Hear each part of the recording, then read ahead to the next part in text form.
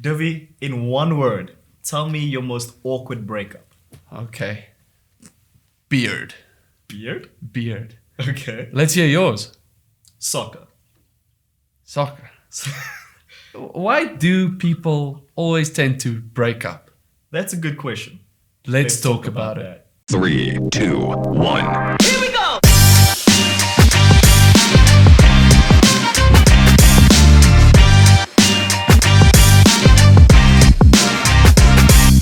So, Devi, tell me your funniest breakup story.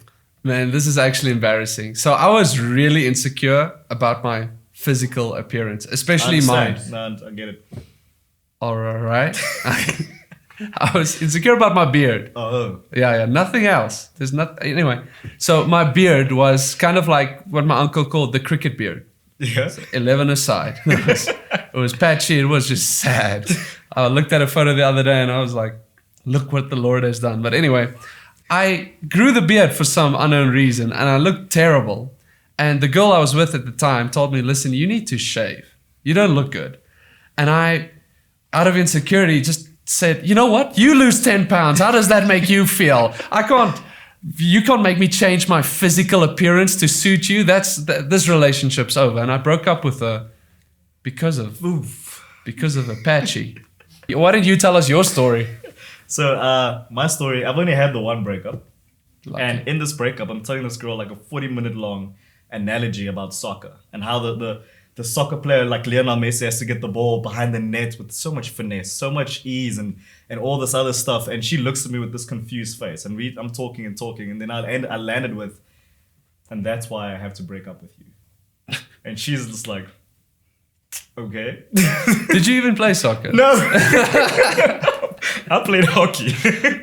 So I don't even know what I'm talking about, but I'm going for it. But man, I think that's a really cool thing sad thing, is why do so many relationships end up in breakups or failure? You know what, man? I can't believe that there are so many guys that are so desperate to get into a relationship, but they don't last. Actually, there's a stat that says most of them end before a year. What? Yeah. Not even a year. Not even a year. So desperate, but a year's not. But a year doesn't make it. But I think it's the reason is most people just like look past the red flags. Ooh. They're just like, listen, man, if someone will change, I'll change, or maybe the red flag just not important at all. You know what they say about red flags? If you're wearing red colored sunglasses, red flags are just flags. There's just flags there. Man, I heard this one girl say she saw so many red flags, she just thought she was at a carnival. Well, I'm certainly some kind of clown. But I think we want to knock off and we want to focus on a few red flags that are really, really important if you want to avoid this breakup cycle.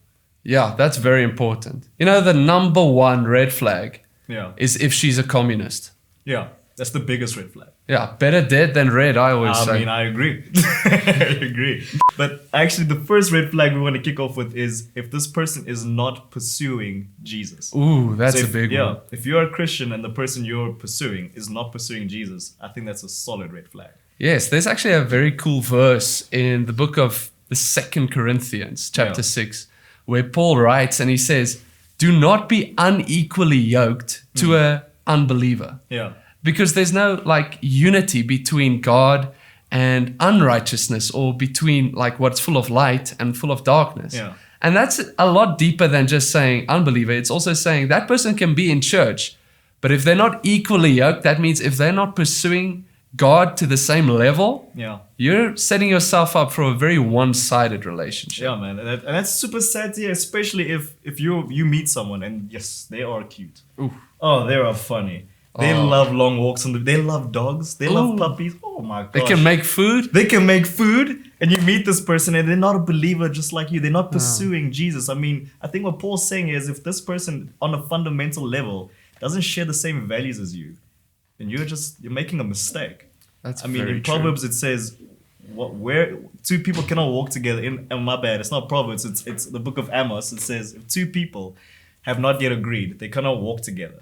Yeah. I mean, you're going in two different ways. The path will veer left or right somewhere, and that person's going to tug one way or the other.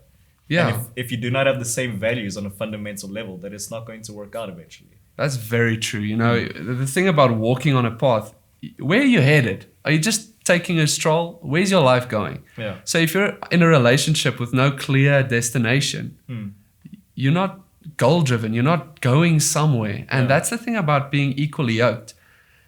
A yoke is a picture of two animals being put together in a way that they will work together, where they will push weight together. And if the one is unequally yoked, what's going to happen is you're going to start going in circles, and the relationship is going to go nowhere because you're doing all the pushing and they're just not pulling their weight. You can't go forward like that. Yeah, sure.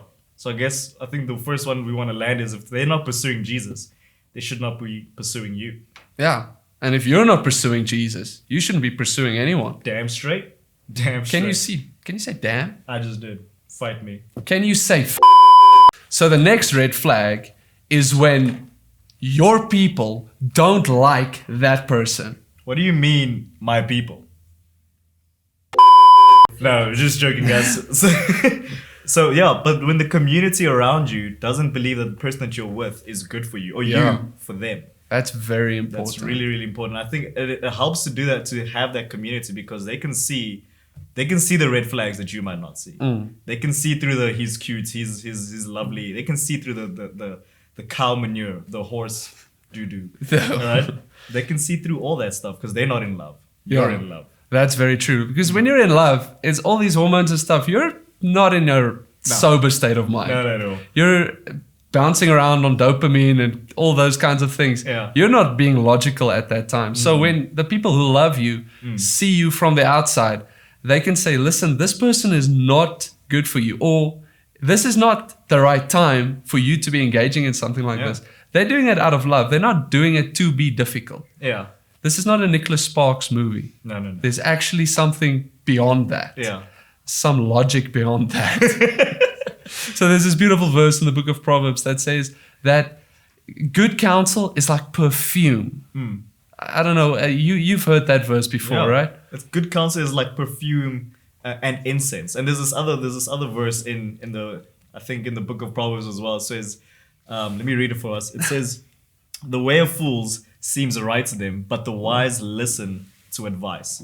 So when you don't want to be foolish, you listen to the counsel around you. You listen because they have eyes that you do not have. They can see your blind spots. They can cover you in that way. You know, I have a story in my life about how I did not do that. Yeah? And it ended up poorly. So I was in this relationship for about 2 years, and we broke up, and I was so embittered. I was angry. I was not in my right state of mind. You know, when you're having a breakup, there's so many emotions. Yeah. You can think something is this way, but the honest truth is over here. You're just too emotional to see it for what it is.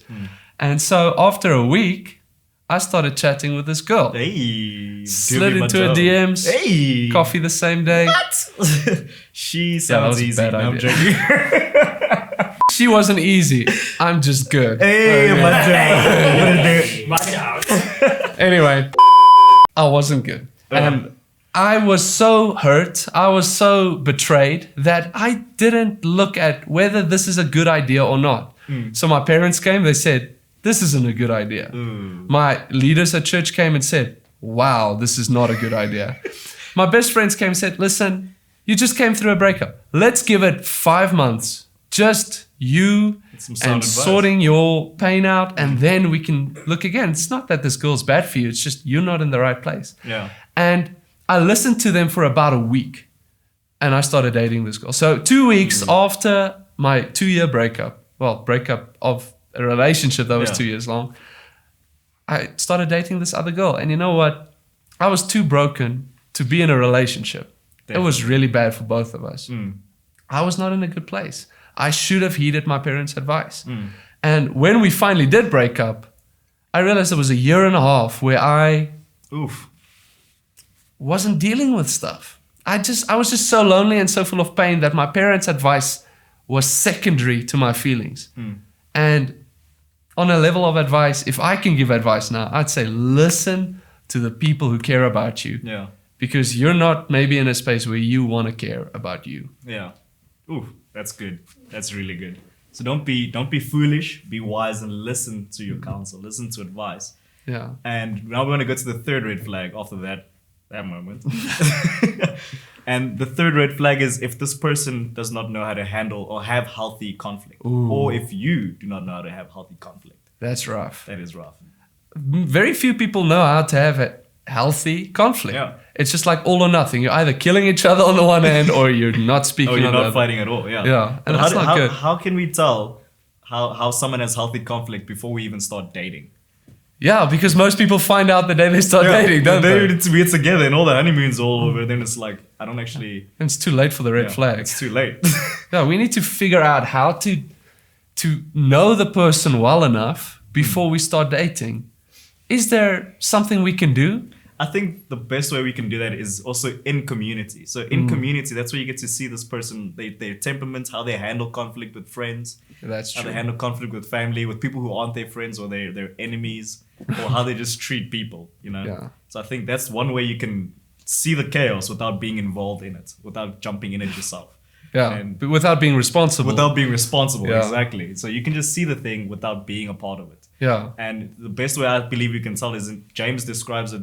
Someone who's healthy, who has healthy conflict in this way, is if they're slow to speak and quick to listen, and slow to anger. So that person needs to be able to listen to you speak first Yeah. before they start jumping in and start being like, okay, cool, I heard you, but now this is boom. All of a sudden, you guys are screaming and biting each other's heads off, and it's not loving. Yeah. Yeah.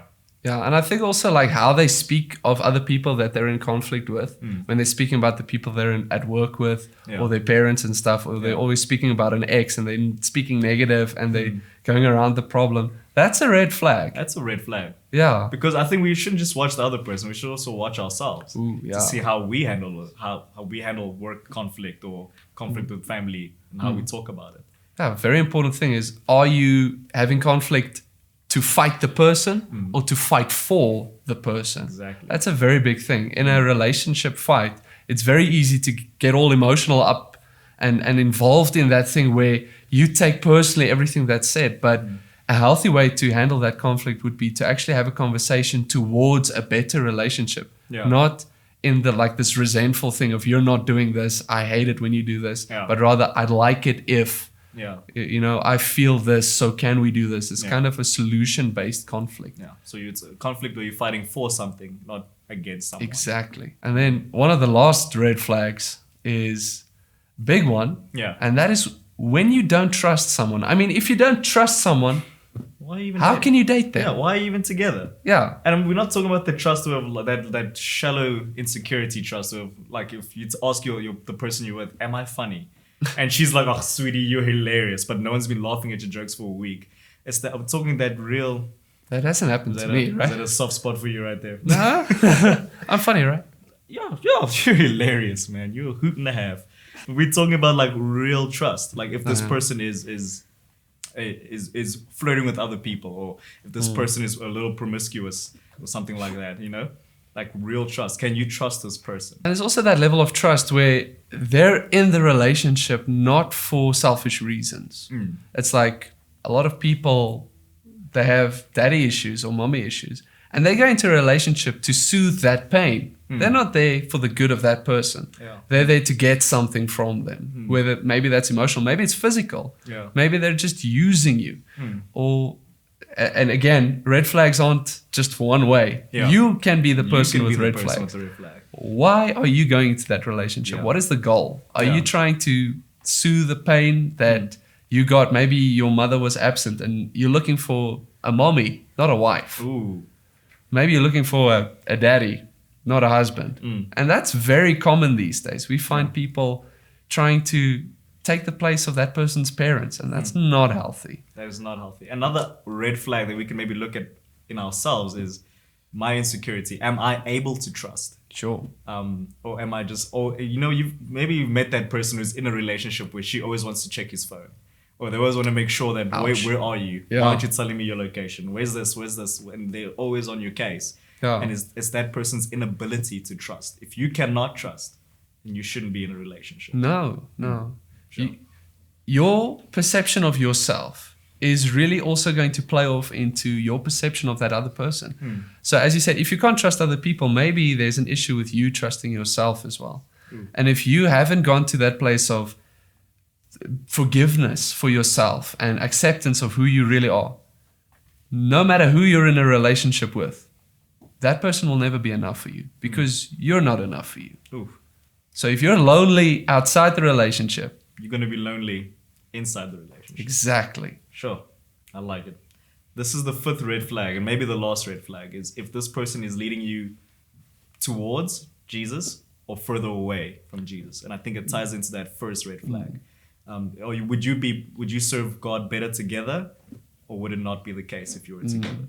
I think that is the 5th red flag that we need to look at. Remember, when you are marrying a person, you're not only marrying that personality, you're also marrying what they expect from life, their purpose, their calling. What are they trying to go for? Yeah. And if you are like going big for God and that person is like just complacent, you're going to marry into that as well. And there's going to be a lot of conflict on, is that person actually doing something, or am I not doing anything, or vice versa? Maybe that person's the one with the drive and you sitting there Just lazy. Yeah, sure.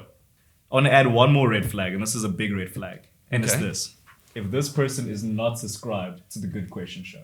So do not be that red flag. Like, share, and subscribe to the show. And we'll see you guys soon. 3, 2, 1. Looking for an easy way to break up with someone? We've got you covered. Do that. So I think we should break up. Dude, I'm married and I have a baby. That's exactly why we should break up, dog. It's just afgeslagen zo.